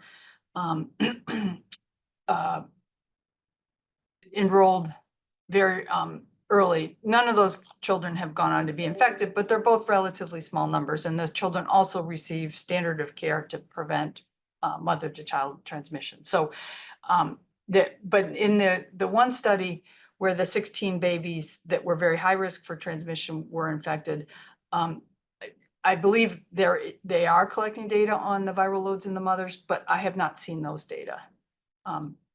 Thank you. If Betsy McFarland's on, she might be able to say if they have that data. I just mentioned that study was designed specifically to identify infants with in utero HIV transmission. And so all of those infants that were found to have HIV were found to have it at birth before they got any antibody infusion. Thank you. The other question was about the relative risk of acquiring HIV among the children in the study or not in the study. One from Anrita. Do we know about the level of risk of acquiring HIV in this population? I'm not sure I really understand the question. We do know that if the birth parent is on antiretroviral therapy and the baby receives appropriate antiretroviral prophylaxis at birth, if everything is done perfectly well, the transmission rate is 1% or less. The thing is, not everything goes perfectly well. Some of the moms don't start treatment till very late. Some of the babies don't get prophylaxis. So it really just it varies dramatically depending on what else is going on in the picture. Yeah. But I guess it's more about comparing that to the incidence in general population. Are babies more at risk or less at risk? Because the source of acquisition or the source of infection is much more limited in a way. Well, that's why I understand the question. Unless, Anrita, if you want to come on live and put the question yourself, do not hesitate.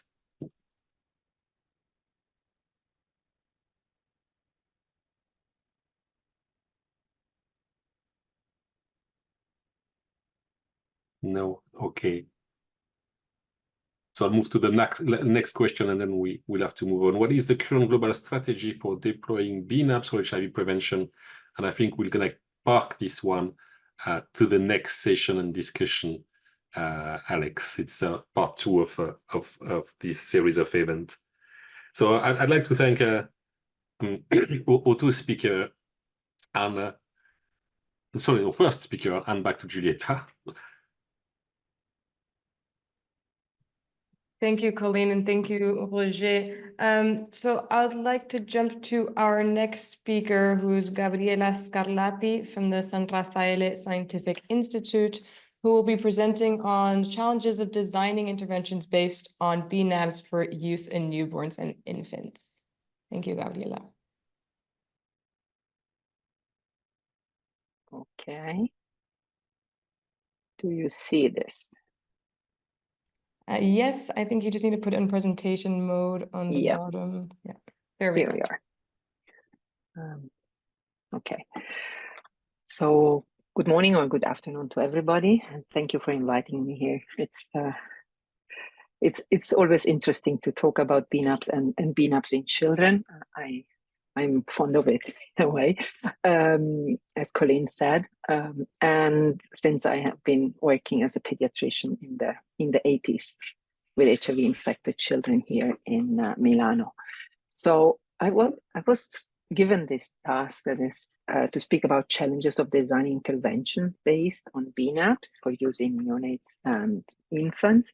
And this is really an enormous topic, I would say, that there are a lot of ongoing discussions by different groups. One is certainly the group of IAS, the groups by IAVI, WHO. They have been calling for different workshops through the years, or the last 2 years, I would say, and that's a real ongoing discussion with several actions. So it feels like very difficult to approach this and in a structured way. So I thought I start giving here a few of the challenges that we have by designing trials for babies. I will speak mainly of prevention trials, not on therapeutic trials. And as you can see here, there are a lot of them. You can divide them as product-related, trial design-related, ethical requirements, and regulatory aspects, and there is more to go. And I will guide you through the one study, through some of these aspects, to touch upon some of them by using bNAb. You just heard about it, bNAb 1, to show you what we encountered and what were some of the issues and how we approached them, kind of a hands-on approach. So you heard about a few of these issues already, and I have to say much of what I'm going to say has been already touched upon both by Dan, Penny, Anna, and Colleen especially. Some of the considerations, and Colleen just said it, one of the considerations that we have to do is always when we start a pediatric trial that safety studies have to be done already in adults with the same immunogens, and this is a must just now. And as Colleen said, there is a good agreement that we don't need to have completed phase 2 or even phase 3 studies to move into 2 and 3 studies for neonates and infants. Also because there are some very important key differences with adult trials and adult transmission. As said, transmission occurs in a confined time period. It's perinatally or postnatally. Postnatal transmission is by drinking, so ingesting breast milk or blood, that is blood through the trickled nips like this. So it's very different from what happens in the adults. The mechanism of efficacy might differ in infants because, as was mentioned before, both cell-free and cell-associated virus transmission may be implicated. Consider that breast milk contains a lot of macrophages and T cells, plus the circulating cell-free virus. In the babies, we need to do, if we want to do a prevention study, we need to determine HIV positivity or negativity very early, close to birth, because we have to intervene within hours from birth. We have also the issue that maternal antibodies are already present in the infant blood. We know that because if we test also HIV uninfected babies, negative babies, we find antibodies that were transmitted throughout the placenta, and they can last up to 18 months in babies. The other issue that is different from adults is that babies receive standard of care prophylaxis, so ARVs, and the mothers are treated. We have infant vaccination going on in the meantime, concomitant drugs that are given, also like vitamin K, vitamin D, whatsoever you think, that are injected, and some of them. So we have to pay attention to that. And it was already mentioned, small blood volumes are a limit in the infants due to the weight and the time frame also. We are not allowed to bleed the babies more than a certain amount of ml like in the first months, it would be more or less around 10, 12 ml maximum in a month's time. And also we are bound to the birth weight. And as Colleen said, adults don't duplicate their weight in 3 months, babies do. So they're low weight babies, normal weight babies, and that's also an issue. And there are also a lot of safety issues that I will touch upon, and they're very much physiologically age-related changes or adverse events that we have to look in. So if we start with the product, you heard from Penny the choice of the product. What are we going to use? Which antibodies are we going to combine? Considering that phase 1 should be done already in adults, how is it going to be administered? So if we look into the approach we had with bNAb1, as Penny said, we can either go with one monoclonal or better combined. We thought we would combine 2, that 2 is better than 1 because in vitro, it shows that you have a much better coverage of the variants. Here it's a 208 panel of viruses that were neutralized accordingly, either with CAP256 or with BRCA7. And if you mix them, this goes it's much more efficient. So we chose these 2 monoclonals essentially because they were available first, but not only. They were targeting 2 different, because there were also others available, but they were targeting 2 different regions of the virus, the CD4 binding site and V1, V2. And BRCA7 had been used by Impact, you heard it, in a trial, the P1112, where it was tested in a fixed dose regimen in babies. And while CAP256 was in an adult phase 1 trial when we decided to use it, hopefully it was supposed to end by when we wanted to start, it was never tested in infants, and it was a South African, it was derived from a South African patient, as Penny described, a highly neutralizing, broad neutralizing patient. So this is a way you have to approach and understand how which antibodies really to use. I think this is one of the ways that many of us used until now. Colleen also already told you about the new trials that are coming up with new monoclonals, because there is always more to learn from. And Penny mentioned that there is much variability, and we might want to go with 2 or even 3 monoclonals at the same time. So when we designed bNAb1, and here you see it, it's a bit different from what Colleen showed you. The first part is very similar. So we had a dose escalating with arm 1, 2, and 3, starting with 5 mg per kilogram body weight at birth of the baby, 10 and 20, and arm 2 and 4 and arm 3 and 5 were randomized. And VRCO7 was also given at increasing doses, because we wanted, compared to Impact, we wanted to be certain about the dose that could be the most efficacious and the most long lasting in the baby, because our idea was then the step 2, that was to combine 2 antibodies, as we said, not 1 but 2, but we had to run first the phase 1 with the single antibodies, and we had designed it to have it the 2 higher doses of CAP with the highest doses of VRCO7, because we wanted to go as far as possible with the second injection. Our initial idea was that we would give the second dose at 8 weeks. That means 2 months. That is not really promising in a way, because you heard in adults it's 6 months. But then we had another group where we thought we could repeat what we did at in these arms 6 and 7, but with a larger interval between the 2 administrations. With the idea to reach the 6 months, that was our hopeful endpoint. As said, what you have to define there, it's our primary objectives, and Colleen said it, we had safety for 28 days. That is what you have to do in a phase 1 study. And the endpoint is the proportion of participants that have developed at least 1 grade 3 or higher adverse events that is possibly, probably, or definitely related to one of the bNAbs.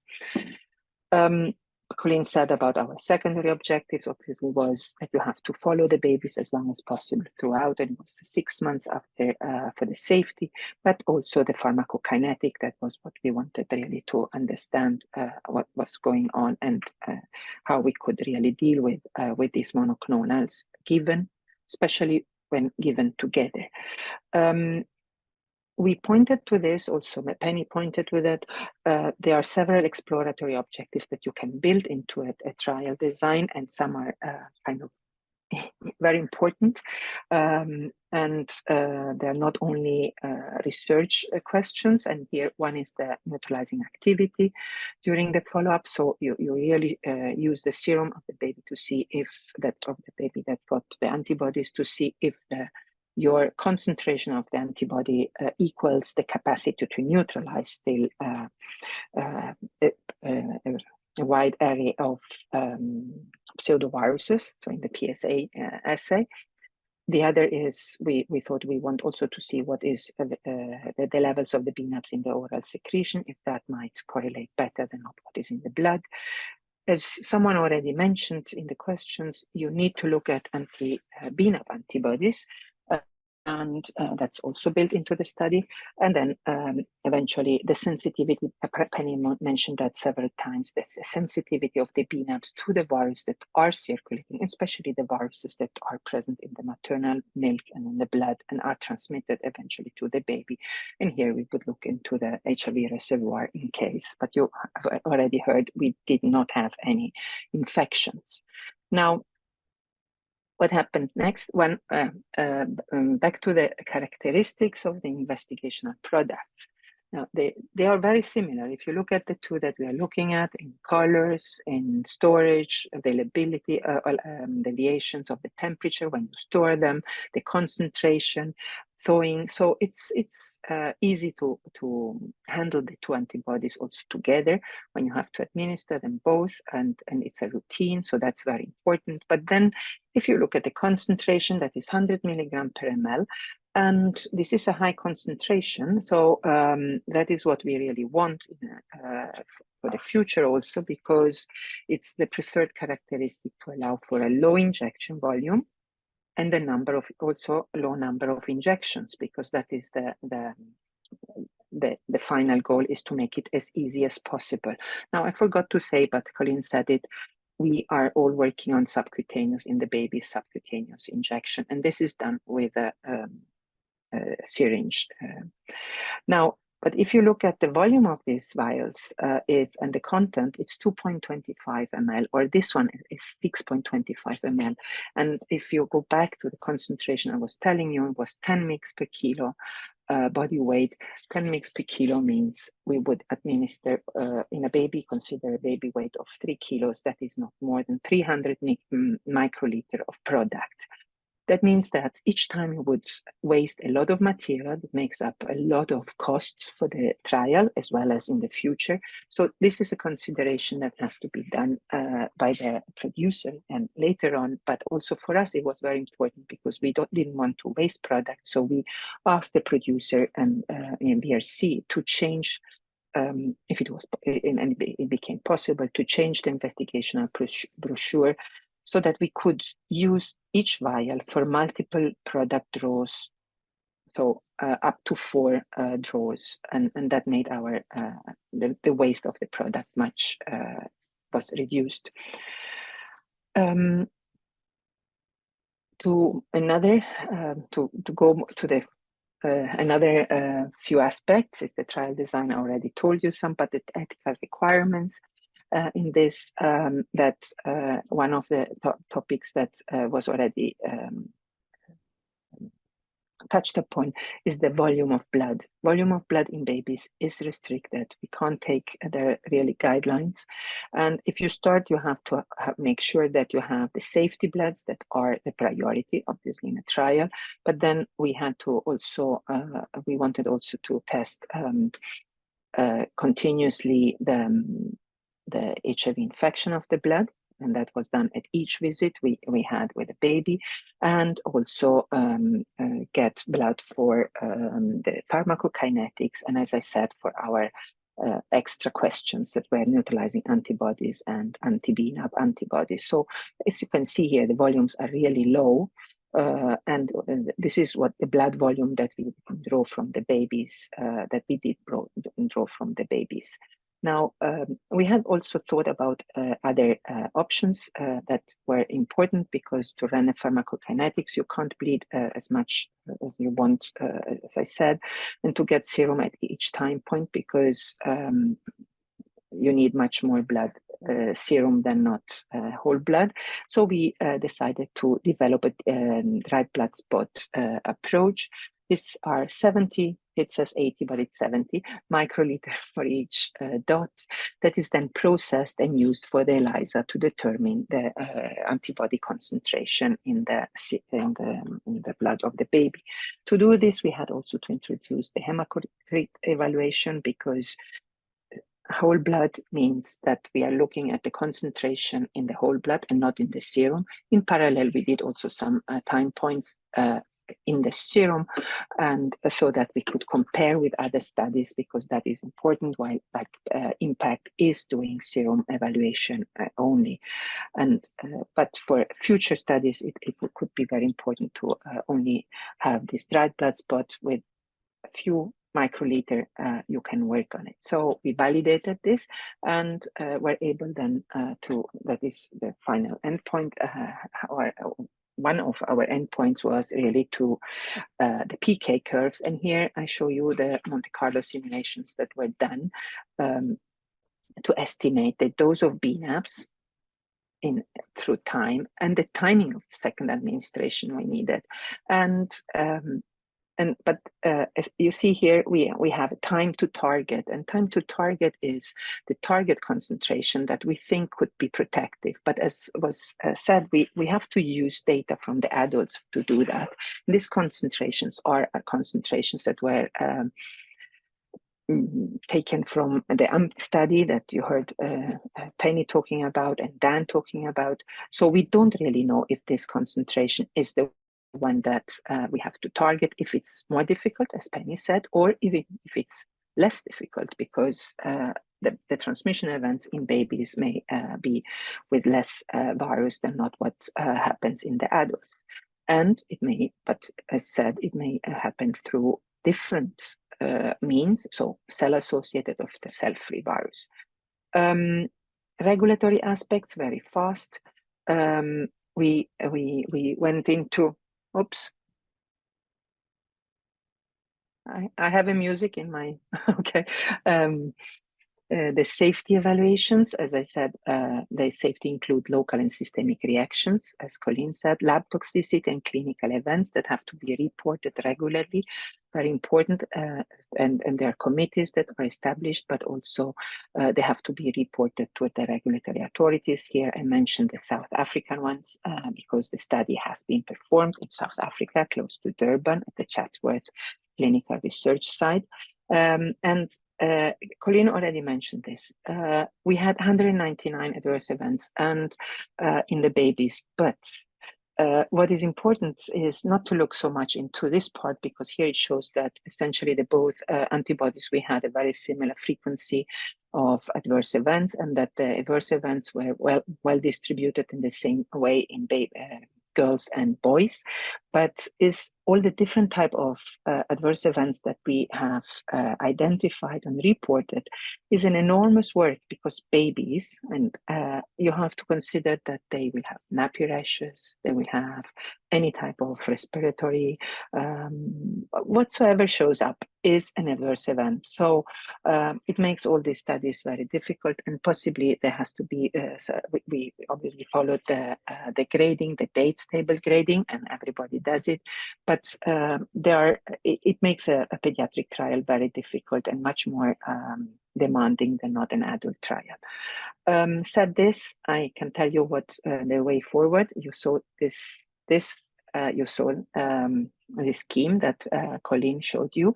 We completed already the enrollment and the safety of the combined bNAbs. It's the first time that combined bNAbs, it means that administered not in the same syringe, but they're administered in two different body parts, but at the same time.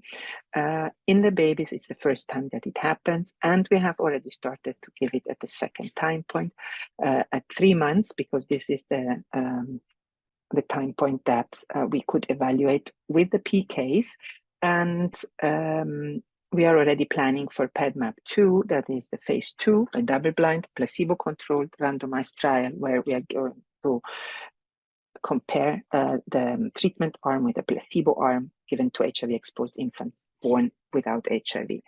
I think I finish here. This is a slide that only summarizes all what I told you, and I thank the bNAb consortium. I think some of them are here. Without them, there was no way that bNAb would ever make it.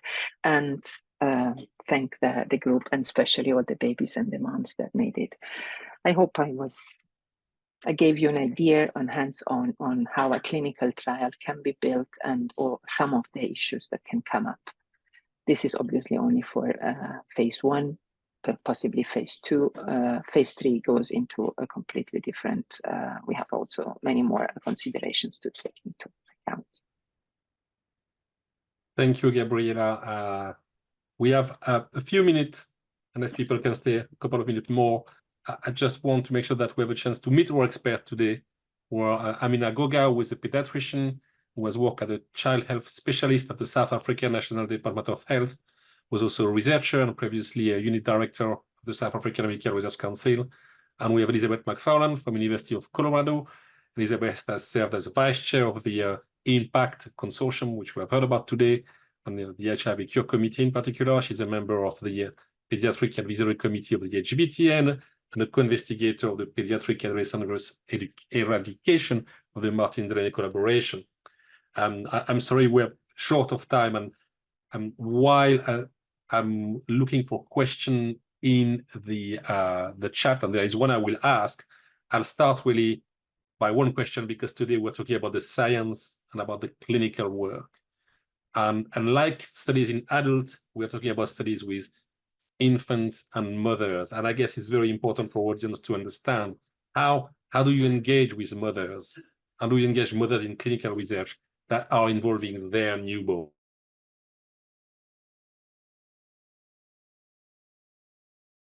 Either Amina or Elizabeth, before I look at the chat. Speak to that, and then maybe Amina can join in as we interact with different patient groups. But my experience enrolling women who are living with HIV in clinical trials that will impact the transmission of virus to their infants in the US is that the women are often very interested in participating and looking for ways to reduce the risk for their children. They tend to be very adherent to clinical trials when they agree to participate. And I think one of the things about bNAbs that's important is that because it's a long-acting agent, that doesn't require the mother to give it on a daily basis. That's something that's seen as a great advantage from the viewpoint of most women that are considering these agents. Thank you. Amina, would you like to add? I can add a bit, because I think when you're working in settings where the need is really high, the need for care is high, and where resources are lower, and where HIV prevalence or incidence is high, one has to be really careful about making sure that mothers enter these trials for the right reason, and they're not coerced into entering these trials. So there are 3 strategies that we normally use, but there are 3 other strategies that can enhance these. The first one is one-on-one discussions with mothers, preferably starting antenatally. The second one is often, key family members or key influential people in that woman's life need to be brought on board with those discussions. Sometimes it's the partner, sometimes it's a mother or mother-in-law, so that needs to be considered. And then thirdly, community working groups or community advisory groups. We found it extremely helpful to make sure that we engage with community working groups, community partners, just to make sure that they understand what's being done, at what stage of the study this is, so that there's no misinterpretation. And then the other three things, I said those are the three things, and then there are three other things. So the community working group or advisory group can be in that specific location, but there might be broader influential groups within the broader community who, amongst whom advocacy may be useful. And then in a context where there's regional or national commitment to eliminating vertical HIV transmission, it enhances the commitment and it makes delivery of the information much easier. So I think, I think those are the things. And then after the mother agrees to participate, I think it's good for us to make it easy for her to participate. You know, there are lots of conflicting priorities within mothers' lives. And so, you know, providing transport and making sure that the remuneration is appropriate as per the regulator's guidance. Thank you. I got a follow-up question, and I'll go back to the chat after. But working with infant, how do you assess adverse event with newborn? Do you smile? Betsy, you want to go first, or you can go? No, go. I think initially there's that 4-hour observation period, so that's easier because the baby's under direct observation. And then I think what we do, and I think Betsy can also say, but we give the mother a diary card and we counsel her on how to use this diary card. It's all pictorial to make it easier, so she can document what she finds at home. And there's several pages, 1 page for a day, and pictures of what she must look for. And then, so those are the solicited adverse events. And then there are other adverse events that mothers report, you know, when they come for their follow-up visits, or that we find out about when they call us to say, my baby's been hospitalized or my baby's not well. So that's how we do it. Gabriella may also want to add, and Betsy as well, and Colleen. Yeah, no, I don't have much to add. It's this way, and the visits, when they come for the visits, that is they get a very thorough clinical investigation. Obviously, all what has to be, also the CONMEDs are we ask for concomitant medication, so that gives you also some information on what's going on. And as I said, much of what we see, and also Colleen said, it is really childhood classical, but you have to record it. So it goes really from the nappy rash but you can have also heat rashes around the neck. Obviously, if you have injected in the thigh, that you don't expect anything here, but you have to really have a very thorough clinical examination. And it's in our case, it was at day 3, 14, 28. So we had 3 time points, very close at the beginning, but and with a diary card. Elizabeth, do you want to add?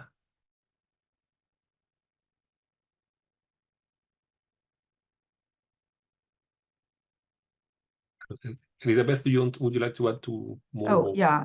So, so all those things are crucial. I think you involve pediatric experts in your assessment early on. And then Colleen even mentioned in the chat, eventually you'll need to do a placebo-controlled study. So many of these early phase 1 studies don't have a placebo to avoid having to give injections that aren't active to an infant when you're not even sure if you're moving forward with the product. But eventually you need a phase 2 that looks at the placebo versus active injection to compare those events.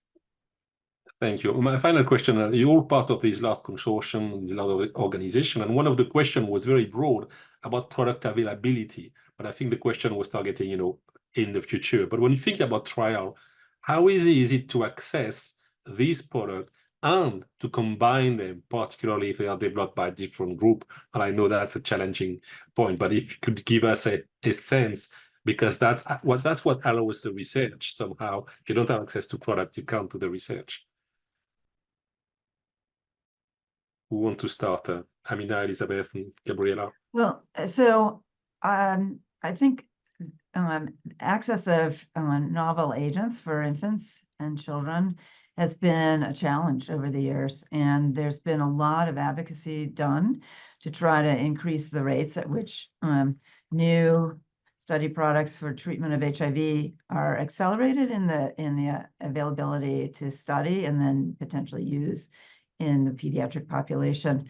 I think there's been some encouragement in the idea of using bNAbs for this population because of the advantages that were mentioned in Colleen's talk in terms of the prior history of using passive immunization and small doses and time-limited exposure. But at the same time, it's been very difficult to move these studies forward at a rapid pace. So, for example, an adult study of a bNAb was done for prophylaxis before one was done with infants, even though the concept of prophylaxis for HIV with bNAbs actually probably started with the idea of preventing breast milk transmission. So it's definitely a challenge. Amina? I think Betsy said a lot of it, so I don't really have much to add. I think just to maybe say that globally there's a move to advocate for bNAb prioritization for infant use and bNAb production specifically for infants, because often it happens the other way around, where a drug is produced for adults and then infant use is considered. And here the case or the investment case should actually be or is more appropriate for children because of all the factors that Betsy and Colleen also referred to earlier.